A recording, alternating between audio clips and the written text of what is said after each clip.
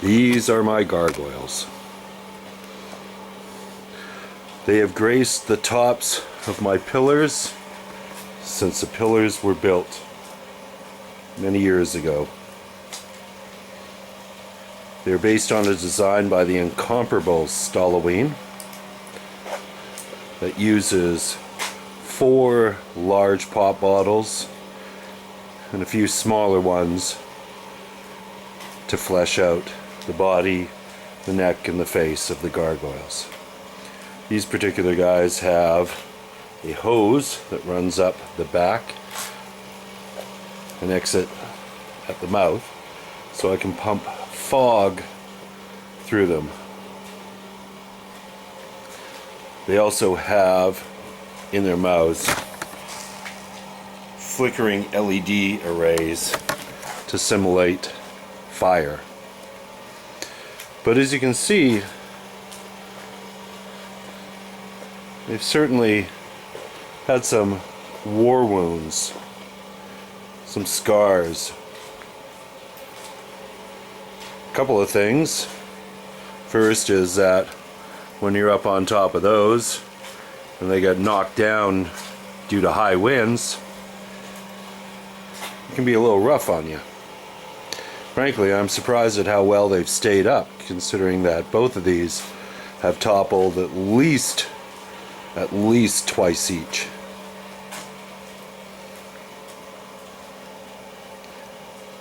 The other thing that I discovered soon after building my gargoyles was that mice tend to like paper mache.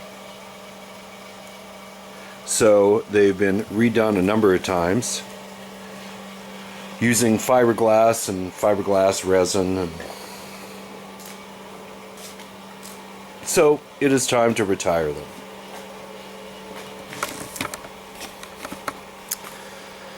But what am I going to do?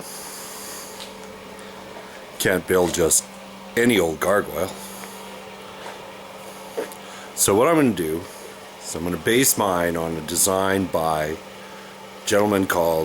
YouTuber called Pyroshnid. That's Pyroshnid. And his gargoyles actually have wings that will flap for all intents and purposes. So that's what I'm going to base it on. One of the interesting things about this is, while I was deciding that I needed to do my gargoyles this year, Dawn and Mary Powell, Gothgloom Spook House, Gothgloom Manor, were also deciding that they were going to build gargoyles this year. And in my travels around YouTube, I found that they were also looking at Pyroshnid's videos as well, getting ideas. So I contacted Dawn and said, why don't we do something together? Why don't you do videos of your build? I'll do videos of my build, and we'll just see where we go with them. We'll reference each other, and I think it'll be unique. It'll be a way for especially newer haunters, newer people who are looking at getting into this, will be able to see how two haunters troubleshoot and solve problems that we're both going to encounter. One thing I found from building is that someone will say, I did it this way, and I go ahead and try and build it that way, and it doesn't work out for me, so I have to throw my own twist and my own way of solving these, as I believe all of us haunters do. The other thing I found is, we see these videos that go up and everything is done. It's one video, build start to finish, but I know from experiences that it doesn't always work that way. A lot of times you will go down a path that ends up being a dead end. So I'm hoping within this series to just kind of do it stream of consciousness. It is just going to be as I'm building it, and if things don't work out, I'll be stating that, and we'll be going down a different path. So I'm really excited about this build. This is going to challenge me in, in all the ways that I like to be challenged.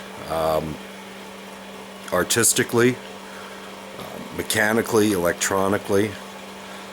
I'm not really quite sure how this is going to come together. I've got some ideas, but it's going to basically kind of be as it occurs is how I'm going to be building these. And I'm not sure if that's how Don and Mary are going to do theirs, but they'll do their own, and we'll be communicating via YouTube back and forth in these videos, and showing how we both come to decisions. And Don and Mary are very, very skilled haunters, skilled mechanically and electronically, and just artistically so many ways. And theirs is going to be this big, beautiful, majestic thing, and man, I just hope mine works. So there it has it. So let's begin. So this is the first part of my build here. This is the frame to which the wings and the motors and everything will get mounted. This is basically the backbone. What this is it's a 1/4 inch white, some sort of plastic. It was left over from a job, and rather than it going in landfill, I took it. It was long enough that I actually could have made these a little taller, and I kind of wish that I did. But I'm here now, and it is what it is, and away we go. So what it is, I've done it in this kind of diamond or pentagonal shape, and then I've drawn the diamond in the center. That is basically the rods, where the rods for the wing structure will go. So onto this is going to have to mount a lot of mechanical and pieces, and some motors, and yeah, it's going to be a challenge. I'm not sure if this is going to work on this size. Pyroshnid's is quite a bit taller. His, I believe, is somewhere in the I want to say 2 feet, maybe even 3 feet tall.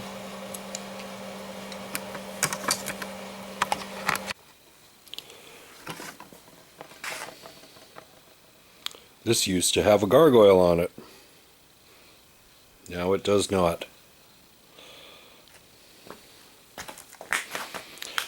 Okay, so this is my other board, the other shield, the other backbone, as it were. And so what I did, using this, I kind of found what angle I want that to lean at. So I'm thinking somewhere in there, and then I used this, found the angle, tightened it up, and then that I am transferring over to this. Now I was going to put it on the inside, but then I felt, boy, that's going to be a real pain in the butt. So I am going to put it so it's kind of like that, right, like this. And then this guy will be up like, that, more or less. Putting it on the outside isn't going to really change the aesthetics. I mean, these things are 7 feet up in the air, so unless you're 7 feet 6, you're really not going to see them. Plus, they're going to be painted black. That is the hose. So the idea I think I'm going to do is that this hose is going to go right about there. I'm going to cut a hole in this board, and that hose is going to pass through there. And then I'm going to use this. Sorry, no product placement this time.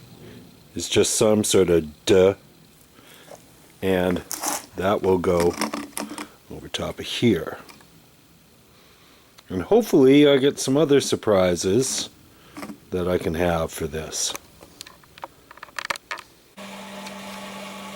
So that is the basis for the body right now. It's going to give me enough clearance between the mechanism, and the mechanism is not going to want to move out. It's going to want to pull in. It's going to give me plenty of clearance up here at the top. Bring this out, and then of course cover that at some point. Get a head on there.